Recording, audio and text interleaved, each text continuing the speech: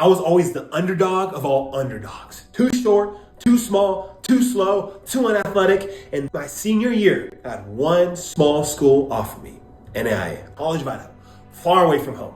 So I get there, halfway through the season, starting to do good. And one play, bam, offensive lineman grabs me, twists me, turns me, knee pops, season-ending injury. Couldn't walk. The next day, my dad calls me.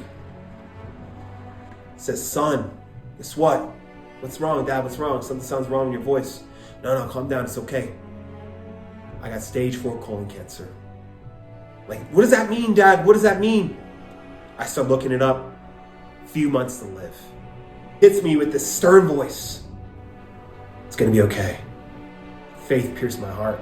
But that moment, my whole world changed. I tell my coaches, I drop my scholarship, go home and be with my dad. I have a conversation with my dad, the last conversation I ever had. And he said, son, you going to keep playing football?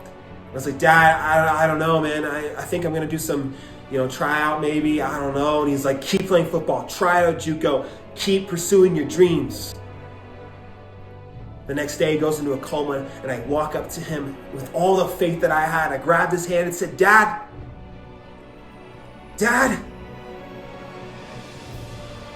I'm going to make it to the NFL. And you're going to be there with me.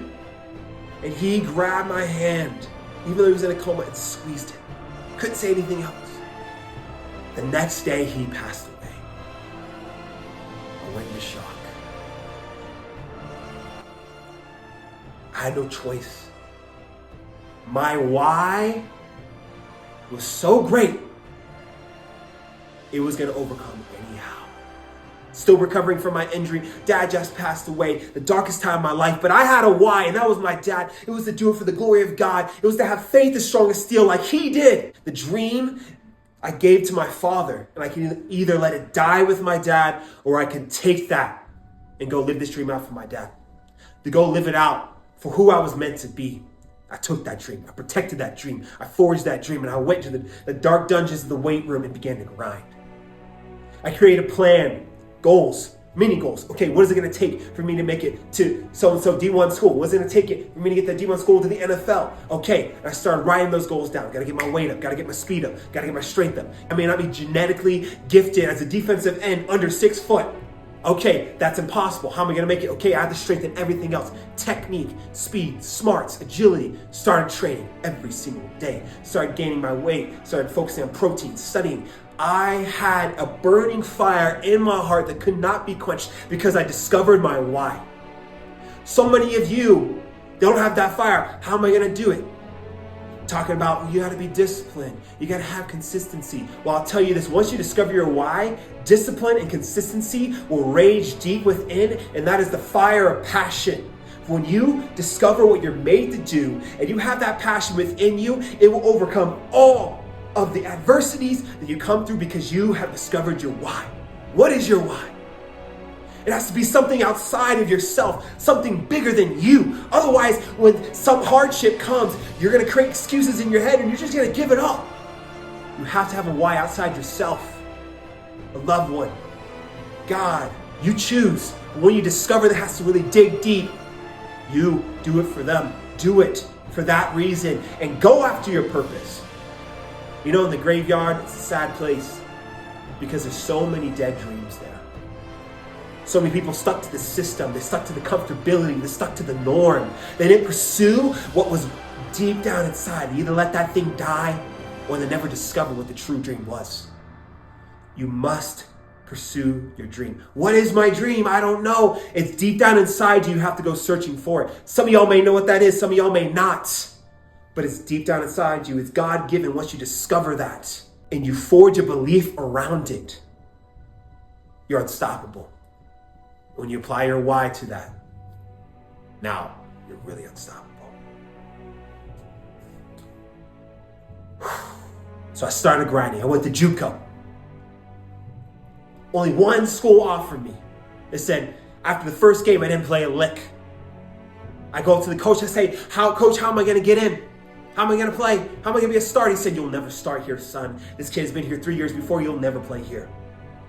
I said, Coach, what is it going to take for me to start? I don't have another year. I don't have another opportunity. He says, change your position.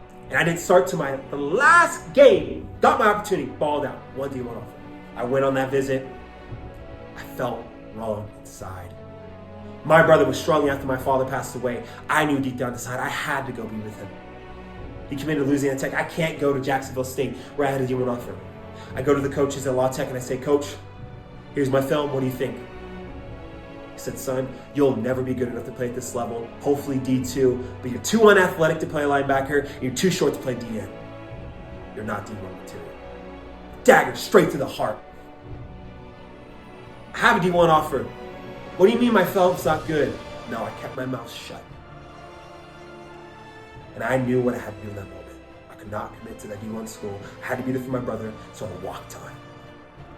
In the face of adversity, in the face of doubt, I walked on because I knew my why was greater than some D1 school, some scholarship, some affirmation. My why was greater. It was to make sure my brother was okay.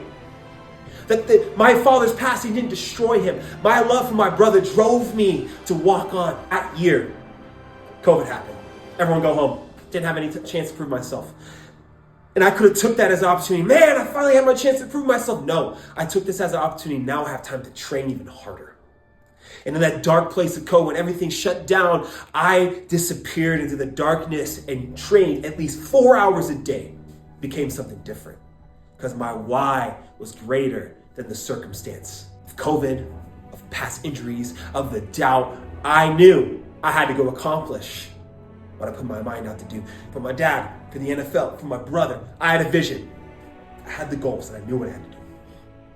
I showed back up, the best shape of my life, shredded, strong, fast, explosive. I evolved myself. I couldn't control my height, but I could control who I became. A lot of y'all, you can't control what the outcomes you have. Growing up in wealth, not growing up in wealth, growing up in a good neighborhood, growing up in a bad neighborhood. You can't control those things. You can't control your height, but you can control your work ethic. You can control your attitude, you can control your perspective, control the fire that will drive all those things. And that is what I was doing every single day, consistency, day in and day out. No one saw that extra work, but I showed up. Put me at 4th string. A few people got sick, a few people got injured, opportunity arose. I showed up. And there will be a moment if you keep grinding, opportunity will come. You take that opportunity. And it is not, hopefully an opportunity to come, having a victim mentality. No, you have seen yourself in that position time and time again. This is how you handle the pressure. This is how you produce in the pressure. You have to visualize yourself in that position 1,000 times before you're in that moment. But that was me. The thousands of reps every single day, hours and hours in the weight room, hitting the sled, doing the drills in my head over and over and over. And I showed up. And I already was there. The pressure, there was nerves, and there was pressure, but it evolved into muscle memory. And I produced. That's what we do. I show up, ball out, earn a scholarship, next year team leader, and I'm going in and I'm balling out that year, getting sacks, playing versus Mississippi State. Bam, 3rd season in. Season-ending injury. I already was getting NFL attention. 4 weeks later, I'm trying to rehab back. Coach, let me get back out there. I knew I wasn't ready, but I couldn't let my team down. Get back out there. Boom. Injured again. This is my senior season. Injuries are a hard thing. Just like getting fired, not getting that promotion, not getting that good grade, not making the school you want to get to. Setback. But your perspective on that will change everything. And my perspective was, okay. Yeah, it's my senior season. There's NFL scouts, and now they're not going to want to touch a guy who's injured. What can I do? I realized my knee got injured. I may not have the best flexibility. And I started transforming my knees. Started training, research, and made myself extremely flexible. Because that was my one weakness, really stiff. Became super flexible. And I used that dark time as an opportunity to forge, number one, my mind, perseverance, resilience, consistency, discipline, pushing through the darkness. And number 2, what was my weakness? And I strengthened that weakness, became flexible. Now it's not a problem anymore. Instead of coming back weaker, I came back stronger.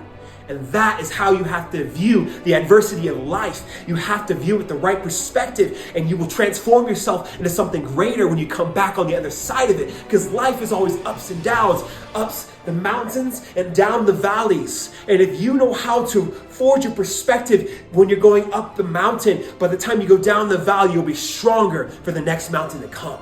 So I go in, I redshirt that year, I have one more year. And I transfer to Texas State, close home. My brother comes with me. And that year, become a third-team All-American, breaking so many records. And still, NFL's teams.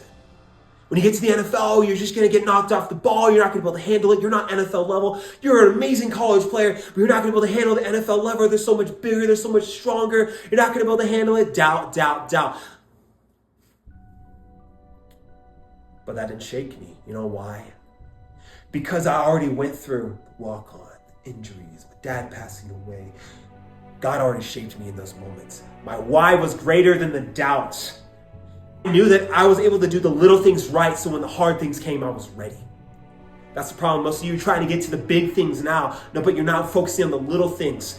Getting the right amount of sleep, getting the right amount of protein, getting every single workout in, studying hard. You'll never be ready for the hard things if you're not preparing yourself for the little things. I was already prepared. I had that confidence because I did the little things all those years. And I knew, the NFL told me that, it doesn't matter. I'm prepared.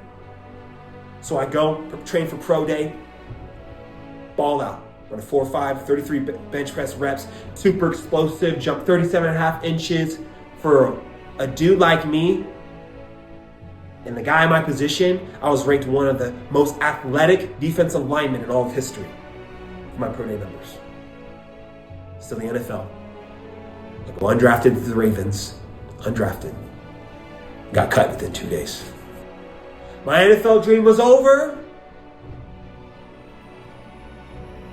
So I thought. But that lasted for a moment. And right when I got cut, I felt this peace. I'm a firm believer in God, Jesus, and I felt his peace came upon me. Through all the other moments, he was there, and I felt him there with me. And I knew it's the beginning. I then go semi-pro, ball out, ranked number 1. Next season, Seattle picked me up. They're just picking me up as a body. They gave me a chance. And then I make it to the Seahawks, which was a dream come true. I go into the game, first game, ball out. I remember the first play, I blacked out. It was so intense. You hear the fans screaming. I didn't even get the call. I didn't even know what was going on. All the pressure was around me. I blacked out, messed up the first play, bam, snapped out of it. Back, locked into all the reps that I practiced 1,000 times before. Balled out. Made the team. Played that season. It was one of the most amazing seasons of my life. Long story short, went to the Colts after, went to the CFL, and I'm still grinding. The adversity that came through injuries, through setbacks, but I'm still grinding. I'm not just some dude who's just talking about it, I'm being about it. I thought to myself, wow, I made it to the NFL, Dad. I made it to the NFL. Accomplished the dream. But here's the thing, once you accomplish the dream, you don't end there. Because the moment you stop moving is the moment you die. And now I have this crazy journey and I want to be able to preach that back out to those who need it. That's my vision. You got to believe in yourself. You got to find that resilience and you got to keep moving forward.